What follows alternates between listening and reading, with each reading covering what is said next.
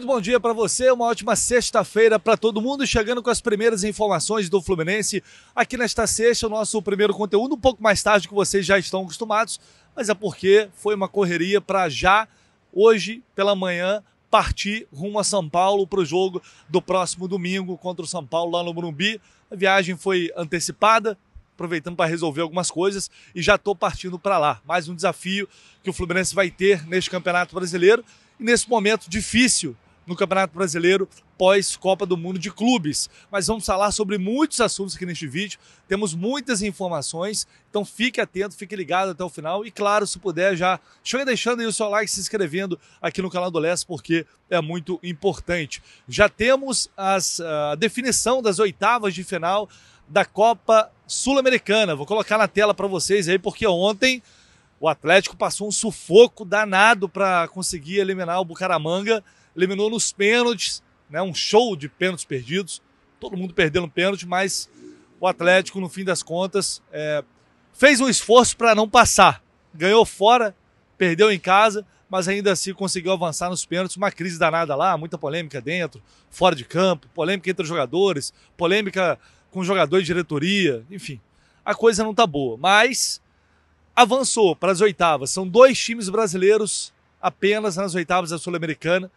Do lado esquerdo da chave, a gente tem o Alianza Lima enfrentando a Universidade de Quito, do Equador, a Universidade de Chile contra o Independiente da Argentina, o Central Córdoba pegando o Lanús, aí dois argentinos, América de Cali e Fluminense. Esse é o chaveamento. Fluminense, portanto, se conseguir eliminar o América de Cali, enfrenta Lanús ou Central Córdoba nas quartas de final. Do outro lado, Bolívar e Cienciano, Atlético Mineiro e Godoy Cruz, Independiente Del Valle e Muxuque Runa, Once Caldas contra o Huracan. Portanto, temos aí as oitavas de final da Sul-Americana, todos os jogos já definidos. Lembrando que o Fluminense, se avançar para as quartas de final, também fica com uma premiação de $700 mil, que não é muita coisa comparado à Libertadores. Realmente a Sul-Americana acaba pagando bem menos. Mas olhando o chaveamento, difícil dizer que o Fluminense está do lado da chave mais complicado. A Universidade de Quito fez uma campanha razoável, a Alianza Lima vem bem, o Independiente é um grande time, maior campeão da Libertadores, um grande time da Argentina, muita tradição. Central Córdoba fez um grupo duro ali com o Flamengo, e a LDU foi realmente um grupo muito equilibrado, então um time que também não é simples assim. Provavelmente deve estar no melhor momento com o Lanús, apesar de não estar vendo os jogos, né? Mas eu diria, olhando assim, que as duas chaves estão bem equilibradas, porque do outro lado tem o Del Valle, que é um time bem acertado, um time bem treinado, não é fácil. O Atlético Mineiro, que não está num bom momento, mas é um clube brasileiro, tem o Bolívar, que é um time que joga em La Paz, altitude. Então acho que a gente tem chaves equilibradas aí. Para mim, não ficou nem o lado esquerdo tá muito mais fraco, o lado direito mais forte. Eu acho que temos aí chaves equilibradas. O chaveamento ficou ok para essas oitavas de Sul-Americana. Vamos ver o que acontece. Em breve teremos, antes tem Copa do Brasil, mas em breve também teremos aí no mês de agosto o primeiro confronto entre Fluminense e América de Cali. Primeiro jogo em Cali. Fluminense enfrenta o América em Cali e depois vai decidir a vaga nas quartas de final no Maracanã. Bora falar de mercado de transferências, porque à medida que o tempo vai passando, os dias vão passando, a ansiedade do torcedor vai aumentando. Eu sei que vocês estão ansiosos, eu também estou. A gente quer logo que o Fluminense contrate esses reforços. Ainda não aconteceu, não temos ainda informações de uma negociação avançada, mas algumas situações começam a surgir. A gente falou ontem sobre o possível interesse de clubes da Premier League do Martinelli. E agora uma outra situação, uma proposta ou possíveis propostas por Facundo Bernal. O Pablo Bittencourt, que é o empresário do Bernal, deu uma entrevista a uma rádio uruguaia afirmando que tem coisas ali pelo Bernal, ou seja, tem propostas pelo Bernal e que o papel dele como empresário é levar até o clube e aí o clube é que decide se vai aceitar ou não. Lembrando que o Fluminense pagou 3,5 milhões mais ou menos de dólares por 60% dos direitos do Bernal, então é importante e é evidente que se houver uma negociação, o Fluminense tem que ganhar dinheiro em cima disso, ou seja, esse valor tem que ser muito maior. Se um clube europeu chegar para comprar o Bernal, tem que pagar muito mais, até porque o Fluminense só tem 60%. Então o Fluminense deveria, pelo menos aí, buscar, se não o dobro ou quase o dobro pela sua parte.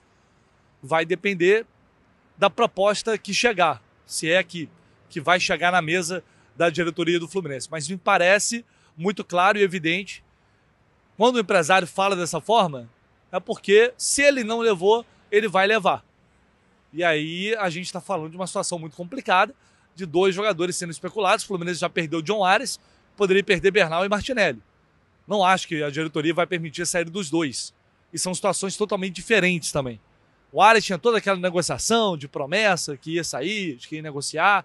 Agora não tem mais isso. E no caso do Fluminense, o Fluminense também tem 60% do Martinelli, 10% acaba indo de comissão para o empresário. Então, na matemática fria ali, o Fluminense teria 50% do Martinelli.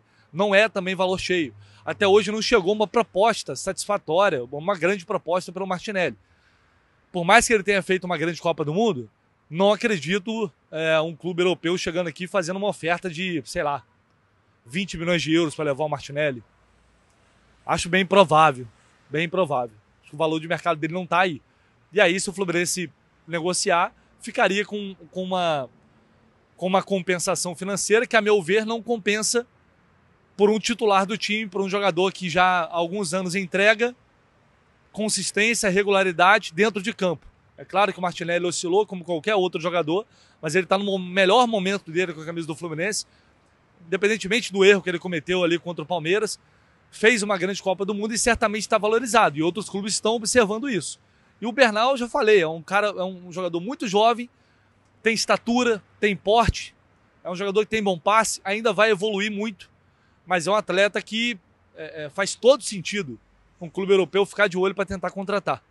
É um jogador, para mim, que ainda tem um lastro de aumento, assim, de melhoria de carreira muito grande. Ele ainda vai... Não creio que ele atingiu o melhor nível dele. E eu espero que isso aconteça no Fluminense. É um jogador que certamente tem valor de mercado. Agora, as propostas que vão chegar, se serão valores aceitáveis ou não, aí é outra história, meu amigo. Aí é outra situação. Mas, de novo, é bom a gente ficar de olho e, infelizmente, vale a preocupação, porque tem mais especulações envolvendo saídas do Fluminense do que propriamente chegadas, contratações.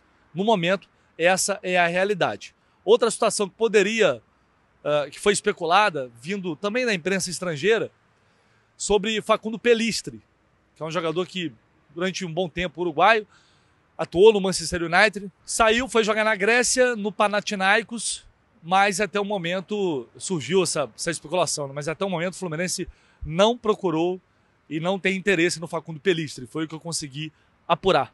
É claro que, entre aspas, desmentir uma informação, negar interesse é muito mais fácil do que conseguir cravar uma negociação. Então isso é um pouco mais... Quando sai um nome, até porque o clube tem interesse em desmentir se não é algo verdadeiro. Então a informação que eu recebi foi que o Fluminense nesse momento não está buscando e não está negociando com o Facundo Pelistri. E aí, por falar em preocupação, né, ontem surgiu a informação, foi publicada pelo Lucas Pedrosa, lá no canal dele, o canal do Pedrosa, dando conta de que o Vasco procurou o Nino. O Nino que está no Zenit da Rússia. Obviamente, a pedido do Fernando Diniz. Evidentemente. Né? O Vasco chegou a não sei se formalizou, mas acenou com uma proposta de mais ou menos 5 milhões de euros, que foi a venda que o Fluminense fez. Vendeu o Nino, infelizmente vendeu muito barato. Na época foi, enfim, uma negociação... É um valor que já estava estipulado.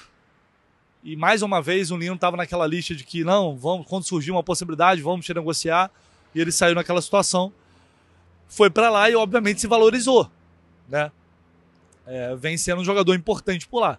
E aí o Zenit agora está pedindo 8 milhões de euros para liberar o Nino. Quase ali 50 milhões de reais.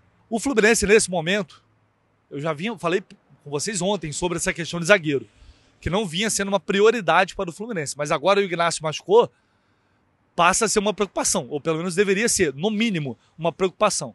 Mas tem outras prioridades, como atacantes, principalmente centroavante. O Fluminense precisa de um jogador que faça gol. Então, certamente, o foco está nisso. Daí, imaginar que o Fluminense vai investir 8 milhões de euros num zagueiro é bastante improvável. Diria que hoje é fora da realidade. E o próprio Vasco também falou, o Pedrosa nessa informação, ele disse que o Vasco não tem 8 milhões de euros para pagar no Nino. Ainda bem. Ficamos mais tranquilos. Mas daqui a pouco pode surgir um outro rival. E aí, cara, assim, se isso acontecer, no mínimo o Fluminense tem que brigar. Tem que entrar na briga, de um jeito ou de outro. Vocês imaginem uma zaga com Thiago Silva e Nino. Pelo amor de Deus. Só imaginem. Mas repito, não tem nada acontecendo. Mas o que eu posso dizer para vocês? Eu conversei com uma pessoa no clube e que me disse o seguinte: nós estamos sempre atentos em relação aos jogadores como o Nino. Os jogadores que passaram aqui que têm uma relação muito próxima com o clube. Então o Fluminense acompanha, a relação dele com o Mário é excelente, até pela saída, como se deu a saída dele. E eu acho muito improvável o Nino voltar para o Brasil sem ouvir uma proposta do Fluminense, sem ouvir o que o Fluminense tem a dizer. Acho muito improvável. Claro, tem o Diniz lá, que obviamente o Diniz pega o telefone, vai, fazer a cabeça dele. Mas pela relação, pelo vínculo, afeto que ele criou com o Fluminense, acho difícil ele ir para um rival sem antes ligar para o Mário e falar: tá surgindo isso aqui, vocês têm interesse? Mas se o Fluminense não quiser, porque uma coisa é o Fluminense querer, claro que o Fluminense vai querer, mas tem que pagar o que o Zenit está pedindo. Foi a situação do Luiz Henrique. O Luiz Henrique queria vir para o Fluminense, queria voltar para o Fluminense, mas o Fluminense não tinha dinheiro para pagar o que o Betis estava pedindo.